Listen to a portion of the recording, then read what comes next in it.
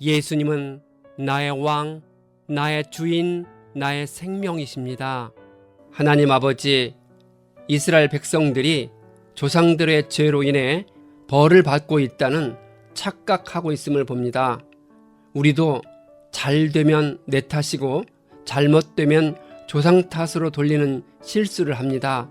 하지만 우리 조상의 죄가 아니라 각자의 죄로 인해 징벌을 받으며 각자의 신앙 고백으로 구원받는다는 사실을 깨달을 수 있도록 인도해 주옵소서. 예수님의 이름으로 기도합니다. 아멘.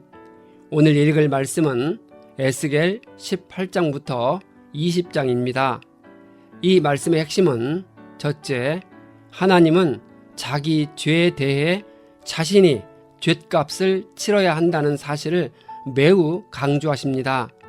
둘째, 에스겔이 이스라엘의 고관들을 위해 슬픈 노래를 지어 불렀습니다. 셋째, 하나님은 반역한 이스라엘이 포로 기간에 하나님을 바르게 알고 나면 맹세하신 땅으로 데려오실 것입니다.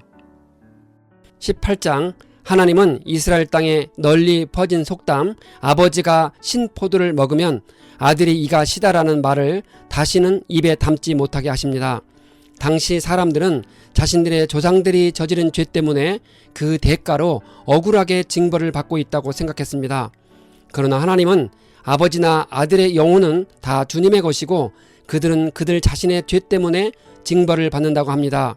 어떤 사람이 의로워서 우상에 바친 재물을 먹지 않고 간음하지 않고 가난한 사람을 학대하지 않으며 빚진 사람의 전당물을 돌려주고 아무것도 강제로 빼앗지 않으며 굶주린 사람을 보면 먹을 것을 주며 헐받은 사람에게 옷을 입혀주며 돈놀이를 하지 않으며 이자를 받지 않으며 흉악한 일에서 손을 떼며 공정한 판결을 내리며 주님의 율례대로 살아가며 주님의 모든 규례를 지켜서 진실하게 행동하면 의로운 사람이니 반드시 살 것입니다. 이런 행동을 하는 아버지가 있는데 아들이 이렇게 살지 않으면 아버지는 의롭고 아들은 의롭지 못한 것이라 합니다. 이스라엘 백성은 아들이 왜 아버지의 죄에 대해 벌을 받지 않느냐고 묻습니다.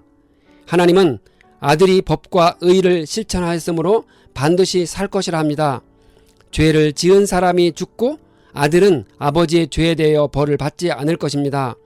의인의 의도 자기에게 돌아가고 악인의 악도 자신에게 돌아갈 것입니다. 물론 악인이 회개하면 죽지 않을 것입니다. 이스라엘 백성들은 하나님의 일처리가 공평하지 못하다고 불평을 했습니다. 하나님은 각 사람의 한 일에 따라서 그들을 심판하시겠다고 하십니다. 그러니 주님은 이스라엘 백성들아 돌이켜라고 합니다. 하나님은 죽을 죄를 지은 사람이라도 그가 죽는 것을 절대로 기뻐하지 않으신다 합니다. 하나님은 오히려 악인이 회개하고 돌아오면 참으로 기뻐하지 않겠느냐고 반문하십니다. 19장, 에스겔은 하나님의 지시에 따라 이스라엘의 지도자들에게 불러줄 애가를 지었습니다. 어미인 암사자는 유다 왕조나 다윗 왕조를 가리킵니다.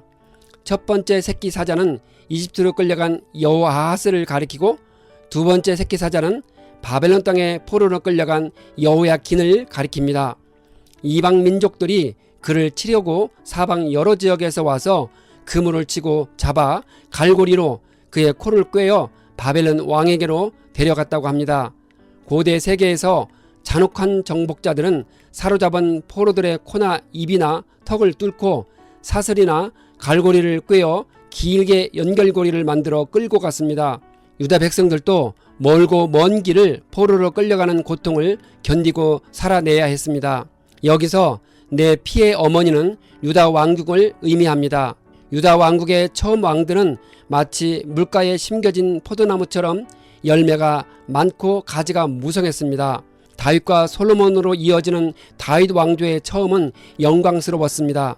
가지 중에 키가 굵은 가지 하나가 뛰어나 보였는데 분노로 뽑혀서 불에 탔습니다. 이는 유다의 마지막 왕 시드기야를 비유로 그리고 있습니다. 그는 두 눈이 뽑힌 채 바벨론으로 끌려가 바벨론 감옥에서 죽었습니다. 사람들은 이 애가를 부르고 또 부를 것입니다. 20장 유다 왕 여호야긴이 사로잡혀 온 지 7년 5째 달 10일에 이스라엘 장로들이 여호와께 물으려고 에스겔에게 왔습니다. 하나님은 묻는 것을 허락하지 않았습니다. 대신에 하나님은 이집트에서 이스라엘 백성을 이끌어내어 그들의 하나님이 되시려고 했다고 합니다. 여호와께서 그들을 이집트에서 데리고 나와 젖과 꿀이 흐르는 아름다운 땅으로 이끌어내시겠다고 맹세하셨습니다. 하나님은 이스라엘 백성들에게 이집트의 우상들로 자신을 더럽히지 말라고 하셨습니다.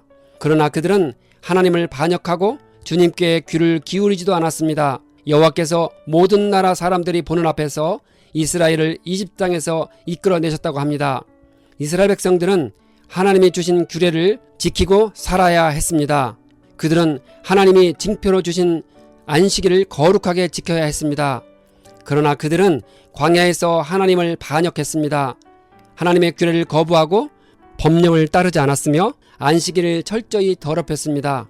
그래서 하나님은 이스라엘 백성을 가나안 땅에서 쫓아내시어 이방 사람들 가운데 흩어버리시겠다고 합니다. 하나님은 에스겔에게 이스라엘 사람의 조상들이 악행을 저질러 하나님을 모독했다고 합니다.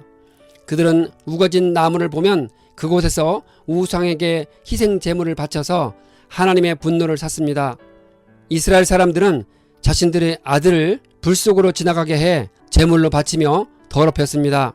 하나님은 강한 손과 쭉 펼친 팔과 쏟아 부은 진노로 이스라엘을 다스릴 것입니다. 이스라엘 백성은 광야에 끌려가 하나님의 심판을 받을 것입니다.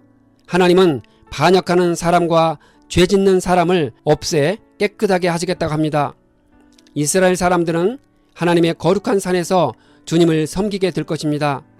하나님은 그런 사람들을 받아들일 것이고 그들의 거룩한 것들을 요구할 것이라 합니다. 이스라엘 백성들은 이방 나라 사람들이 보는 앞에서 하나님을 거룩하게 여길 것입니다.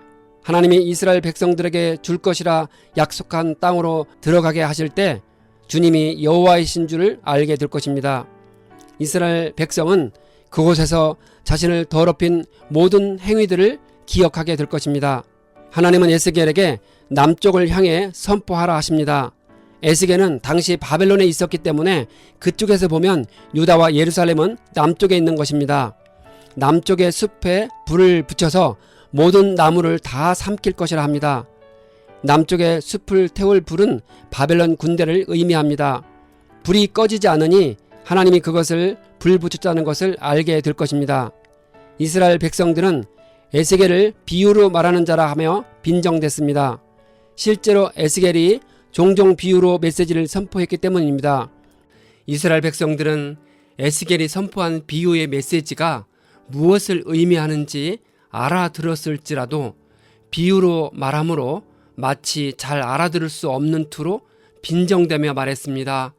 에스겔 선지자는 이런 빈정거림을 받으며 그들이 듣든지 아니 듣든지 계속해서 하나님이 주신 말씀을 전하고 있습니다.